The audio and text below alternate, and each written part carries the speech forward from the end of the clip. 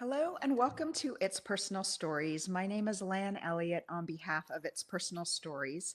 And today I am delighted to have my friend David Corsun here with us. David is the director of the Fritz Knoebel School of Hospitality Management at the University of Denver. And I am thrilled to have him on. David, welcome. Thank you so much, Len. It's great to be with you. Thank you for making time for this. Well, we have 30 minutes, which I know is going to go really fast. So I'm going to jump right in. And I wanted to start with your journey to leadership because I know a little bit about it. I know that you ran a jazz club in Manhattan at one point, and there have been multiple steps along the way to now leading the hospitality program at the University of Denver. Could you share some of the inflection points in your career and if there was a factor or factors that you think led to your success? I'm happy to. So I have never done anything but hospitality. My next door neighbor as a kid growing up owned a party rentals company. Before I turned 13, I was the second guy on the truck for that summer.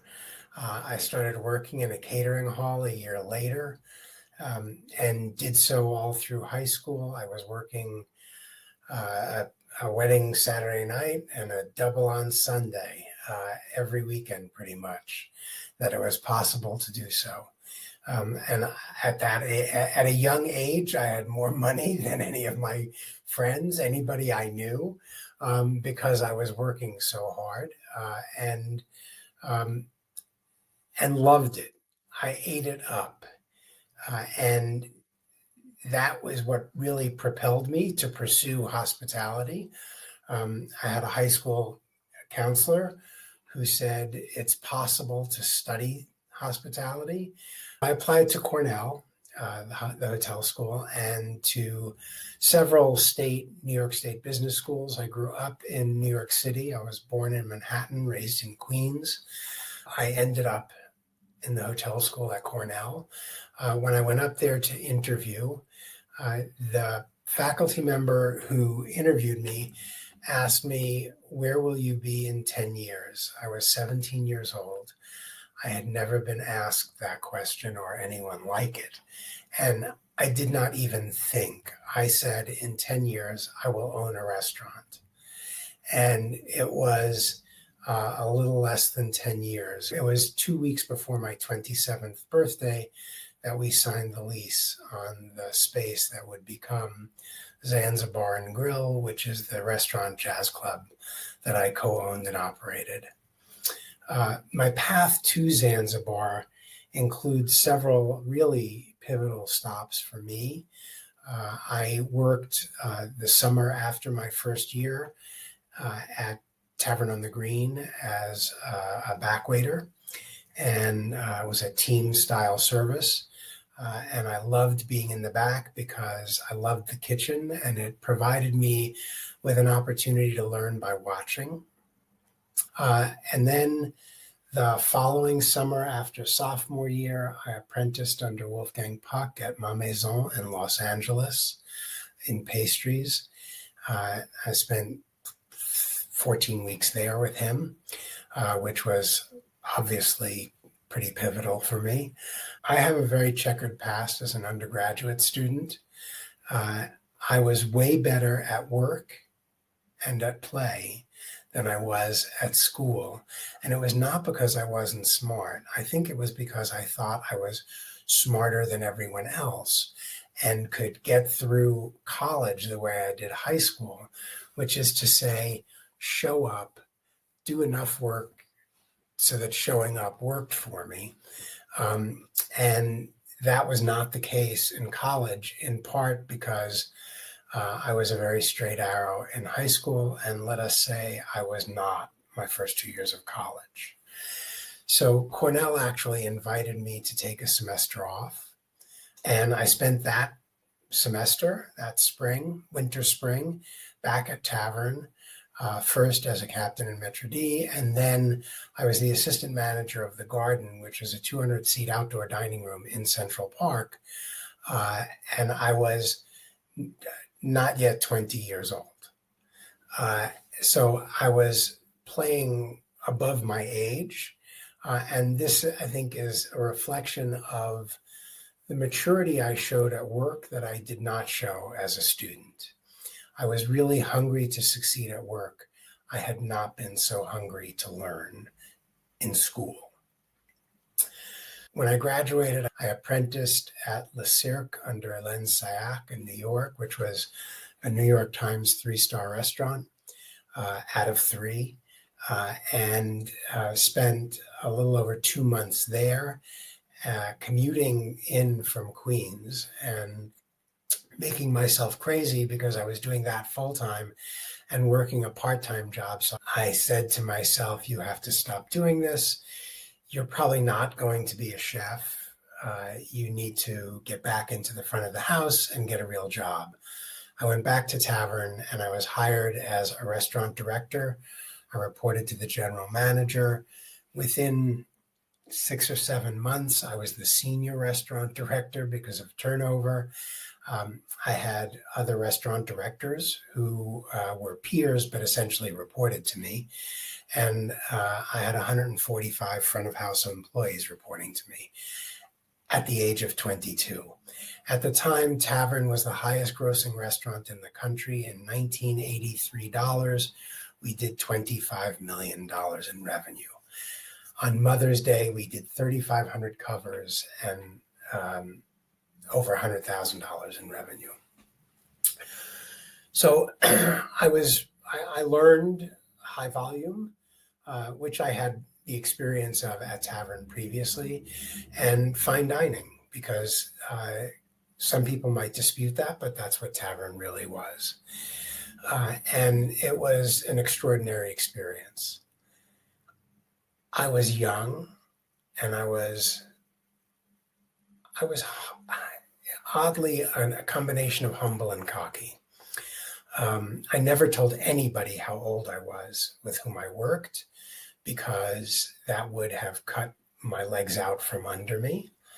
And I got a call from a headhunter about an opportunity that I should not have taken, another pivotal choice for me. I interviewed for and took a job to help create a new restaurant concept. And it was a big raise for me and an opportunity to really sort of strut my stuff and create something. And I thought I was ready for that. And that hubris bit me, because there was a managing partner who actually owned the real estate. And there was somebody who was a passive investor who was not very passive. I lasted 2 weeks in that job. Thankfully, it only took a couple of weeks to find that job.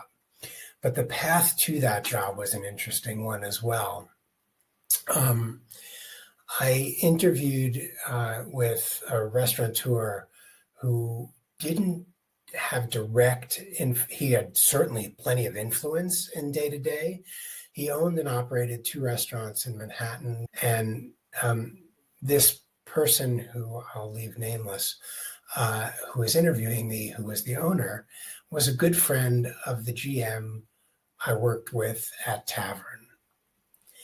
And he spent an hour in that interview telling me why I was an imbecile for having given up Tavern for the job I took, why I didn't deserve the opportunity to work for him because I was so stupid. And then he offered me the job for $5,000 more than I'd been making at Tavern. And I said, if this is how you treat me during the wooing process, I'm not coming. You can take your money and shove it up your ass. That is exactly what I told him. And I got up and left. And some might say that I showed my hubris again there, but I think that was my first step toward realizing that creating a humane workplace was a critical thing, and that I couldn't work somewhere that was inhumane. I went on to be assistant director of operations for Restaurant Associates at Lincoln Center, And then I went to work in a Mexican restaurant, a Tex-Mex place that still exists on the east side called El Rio Grande. And while I was at Rio, a former colleague from Tavern with whom I'd stayed in touch got in touch with me and said, "Do you want to do a restaurant?" I was like, "Yes, absolutely." We found a location half a block south of where I was working and 9 blocks north of where I lived. And we acted as our own general contractors, but we didn't get open in the amount of time we thought we would. We opened in January of '88. 2.5 years later, in order not to commit homicide, uh, I sold my shares back to my partners in exchange for being absolved of all debt and responsibility for the business, and left. And while I was contemplating leaving Zanzibar, I had applied to grad school at NYU. A friend had gone there undergrad in their hospitality program, and I was offered a teaching fellowship despite my checkered undergraduate past.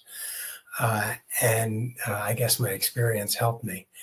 And I started taking classes and teaching at NYU as a full-time master's student, working, owing them, I think, 15 hours a week, where I was supposedly a grad assistant. What caused me to apply to graduate school was the realization that the most important thing I did in owning and operating was that I actually created a humane workplace where people could come to work, bring their whole selves, feel safe, and earn a living wage.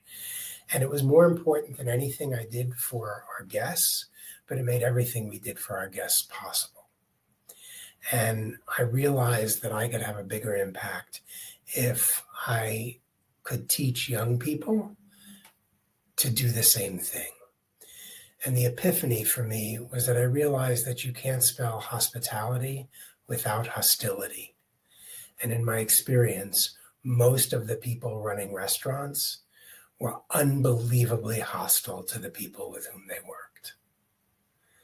I love that story of your journey and the the vulnerability of sharing the hubris that was in there, but also the learnings and also the part of putting yourself in positions where you might have been in over your head, but you took the chance anyways, and you said, I'll figure this out and I'll make this work. Let's move on a bit to continuous growth because a lot of leaders have shared this idea that curiosity is an important skill and being able to develop new skills as you advance in your career because you need different things at different points in your career. Is there a leadership skill you wished you had developed earlier? And if so, how did you develop it? I wish I had more self-awareness earlier.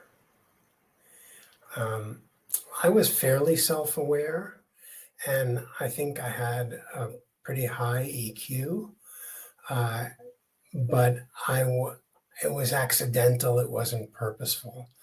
I did things along the way that helped me develop my own thinking around leadership. So part of applying to grad school was that, again, some may say this is hubris.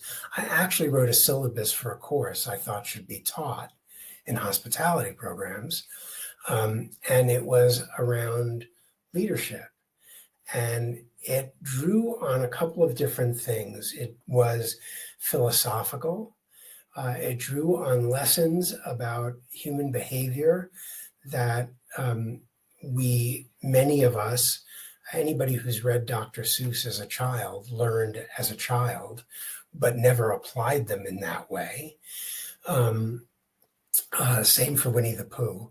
The class was half around leadership philosophy and developing oneself as the tool, and then to actually practice that self-development. And this is where I think I started really tuning in to my own self and my self-awareness. And as much as my self-awareness, my ability to read others' cues was through, while I was at Green Street, I took improv classes and comedy writing, and I was performing improvisational comedy and stand-up in my spare time. And I learned a lot about the world from doing that, and a lot about myself. And so I applied many improvisational theater games exercises in my teaching of that material, so that students were forced to put into practice things that would help them grow personally. That is really incredible. I would have loved to have taken that class. I think I would have had to be ready to take that class, to be honest, because self-awareness isn't something you always have when you're in your early 20s, Mm-hmm. maybe even much later for some of us. But but I do think restaurants are a microcosm, right? To really understand leadership when you're in the weeds and learning how to lead your team through that very stressful process and then come back again and do it again and again and again. And so, Yes. bravo to you for taking and distilling all of that experience into something Thank that you you. can teach. And I think, to your point about curiosity, all of this came from me realizing in running my own business that the challenges I was facing on a day-to-day basis were more physical than mental, and then other than my own sanity, and that I wanted to be pushed intellectually. And that was also a revelation to me. And I was hungry to learn. And that could Finally, only happen in grad school. finally hungry to learn. Yeah, Well, you had been learning all the way I had. along in real life.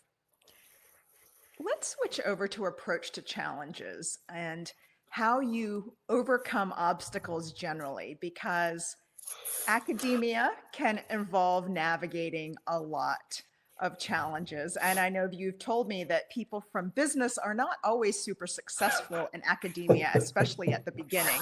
It requires very different tools and ways of working. Could you share how you approach a problem? How do you process it? What tools do you look for? What do you do first? The first thing I always have to remind myself is to be patient. Patience is not my strong suit, but I actually had an assistant in my current role a couple of assistants ago who said to me one day, "You are the most patient person I know." And I burst out laughing. And it was because was so, I managed my emotions so well that I displayed patience that I was like renting because it wasn't mine. And that's the first thing, because change happens in the academy at a glacial pace. One of the things that I realized about leadership earlier and applied in the academic setting was that other than vision, the most important responsibility of a leader is to remove the barriers to others' success.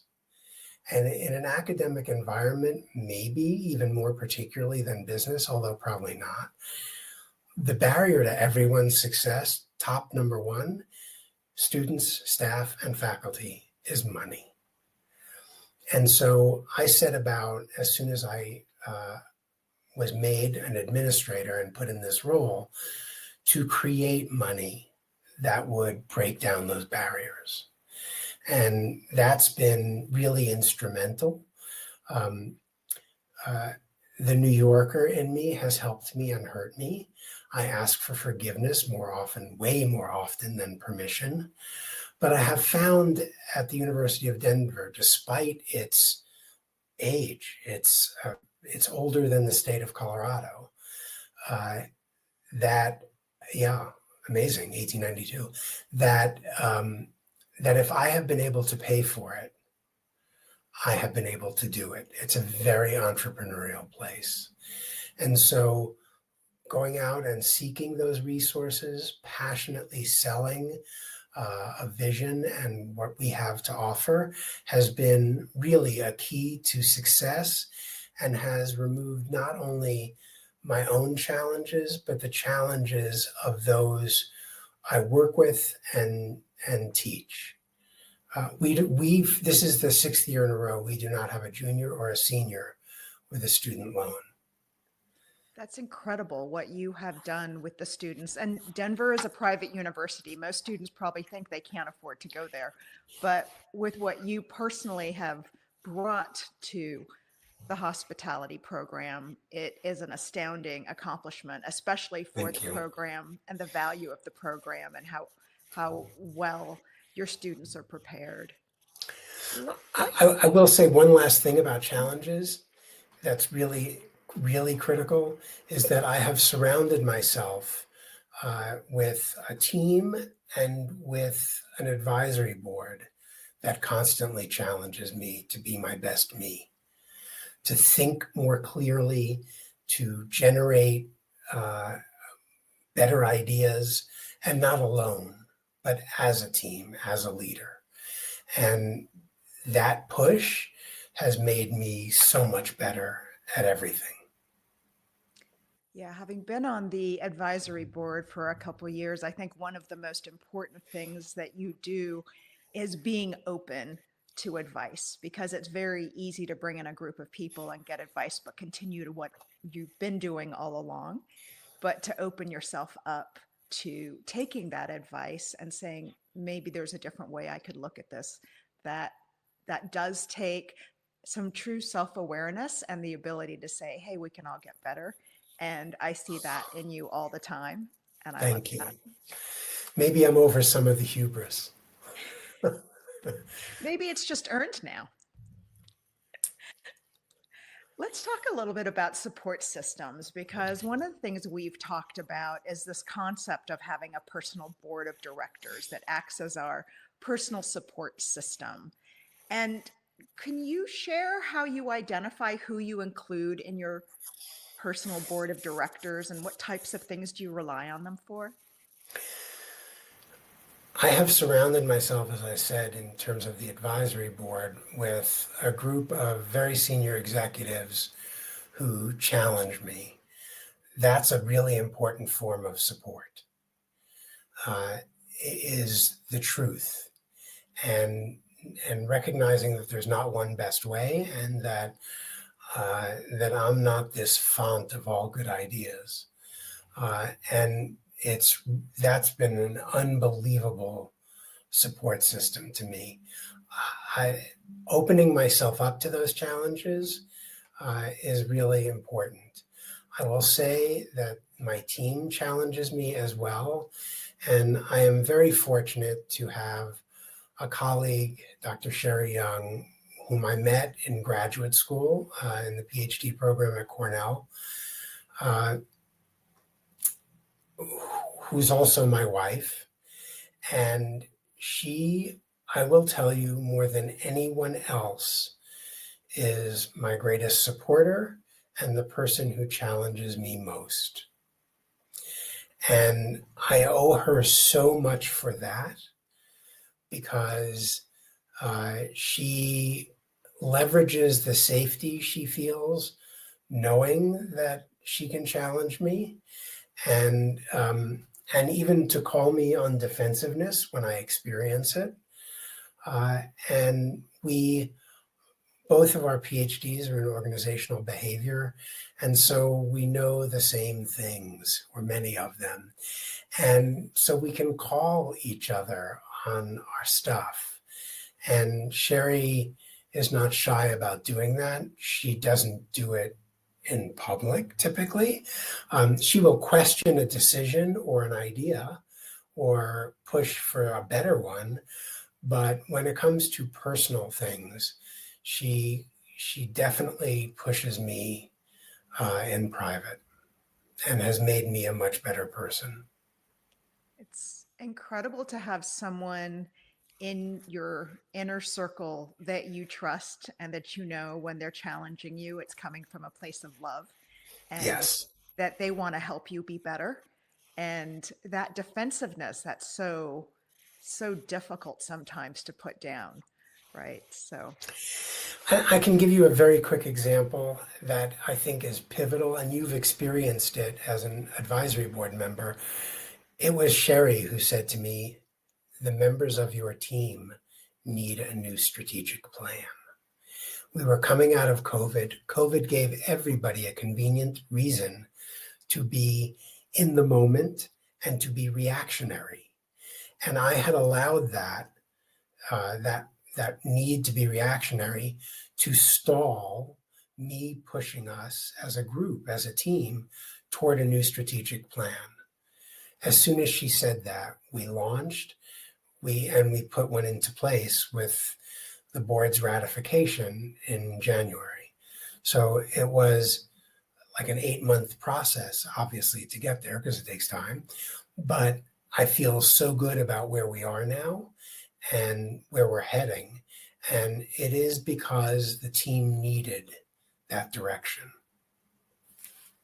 yeah, I think I think what you've done is phenomenal. In addition to everything else you had going on, being proactive and setting the long-term goals for yourself and your team will really serve you very well. Along those lines, sometimes advocating for yourself can be difficult, and it's hard sometimes to ask for what you want. And it's been said that some people, because they don't advocate for themselves, it's a challenge for them to move ahead, to get promotions, to get on those big projects that will lead to career advancement. And I'm curious what advice you have for people in our audience who are struggling to find their voice. What advice do you have for the right way to ask for something you really want? I think you need to make yourself bulletproof. That's first, before you ask. So I had a colleague at UNLV who, in a faculty meeting, didn't speak up, a department meeting. We were in the same department. And I knew that something that had been said ran completely counter to her values and her beliefs. And she did not speak up. And I asked her afterward, why not? And the response was, when the elephants come out to play, the mice go hide. I was like, wow, that is powerful. I could never live with myself under those circumstances. Now, pair that with the former president of the university, Carol Harder, having told me once that it was a useful strategy to do high profile service that enabled me to be known beyond my department and my college. That would make me more indispensable, and ultimately it made me bulletproof. So I created an environment for myself through hard work in which I was comfortable saying what was on my mind and doing so in a way that most of the time did not ruffle feathers. I will say also, though, that a willingness to own one's mistakes and apologize sincerely is so important. And I have apologized to students for things that I have said that inadvertently offended them. And I think exempling that for them is so powerful. And being sincere in an apology is very disarming, particularly if the person didn't even let you know they were upset. And when you have the self-realization that you made the mistake and you own it and apologize for it, it's very disarming. It's hard to stay angry at someone like that. So all of those things, I think, have made it so that I feel really quite comfortable in advocating for myself. Yes. And I think all the money raising that you did as well probably helps being bulletproof. Yes, it does. It absolutely does. David, I know that you and your team do an incredible job mentoring your students. They're really the next generation of hoteliers. And you do it in the most wonderful, gracious way. And it's so tailored to each individual. I know that you know every single one of your students. And I'm curious what you think is required for a young person to distinguish themselves and advance in their careers. So a lot of people say yes, and I believe that saying yes is very important. I think saying yes and still maintaining enough of a boundary so that you are taking care of yourself first, because you can't be your best you if you're not taking care of yourself. And so sometimes you have to work your way to a place where you get to sort of tailor how that happens. Nobody on my team schedules a meeting with me in it before 10 a.m. because I work out every morning. So I eat breakfast before I work out. So I need an hour between those two events. I'm in the office. I leave the house by about 10, and I can make it to a 10 o'clock meeting, but I really don't love it. So, but I think I've earned that. If I were coming out into the world of work and not wanting to work before 10 a.m., that would be really quite limiting. And I would not have earned that.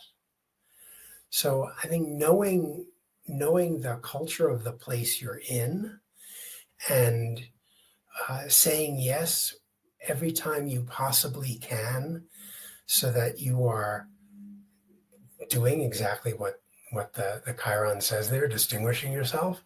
And at the same time, by distinguishing yourself, making yourself somewhat bulletproof. You're buying what are called, or putting in the bank, what are called idiosyncrasy credits. So when you do make a mistake, you have made deposits that you can then withdraw from. And I've always tried to put way more in that bank than I've withdrawn. I love that. That idea of building credibility and it being a bank, right? You want to have more deposits than withdrawals, and then Yeah. you get a little leeway when you need to do something. Mm-hmm. Wonderful. One of our favorite questions on the podcast is, what advice would you give to your younger self? And you've had such a journey. I usually say 22 years old, but I'm going to let you pick any point in time. What advice would you offer to your younger self? I think the advice to my younger self is my college age self.